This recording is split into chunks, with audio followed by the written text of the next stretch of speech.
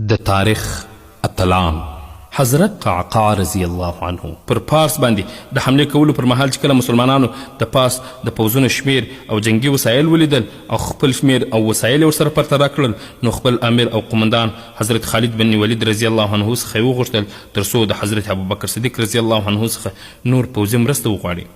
همهغه و چې حضرت ابوبکر صدیق رضی الله عنه څخه یې مرسته وغوښته. د هغې خوا څخه حضرت ابوبکر صدیق رضی الله عنه فقط یو کس ورته راواستوي. کله چې نوموړی کس د حضرت خالد بن ولید رضی الله عنه پوځ ته ورسید نو مسلمانانو داسې فکر وکړ چې کیدای سي نور پوځ به په ده پسې وروسته را روان وي. هغه پوه سو نو خلکو ته یې وویل امیر المؤمنین یوازې زه د مرستې دپاره رالیږلی یم. د دې خبرې په اورېدلو سره مسلمانانو د خپل قمندان په طرف وکتل او ورڅخه ویې پوښتل دا څه روان دي، مرسته څه سوه؟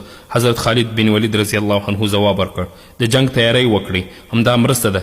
دا دروند شخصیت حضرت قعقاع بن عمر التميمي رضی الله عنه د چا په هکله چې حضرت ابوبکر صدیق رضی الله عنه ویلي وه په پوځ کې د قعقاع ابن عمر رضی الله عنه غږ د زرو پوځیانو څخه غوره دی، بلکې دا یې هم فرمایلي وه په کوم پوځ کې چې حضرت قعقاع رضی الله عنه وي هغه پوځ ته څوک ماتې نسي ورکولی. هر مسلمان ته د حضرت قعقاع ابن عمر التميمي رضی الله عنه د سیرت څخه خبرېدل پکار دي.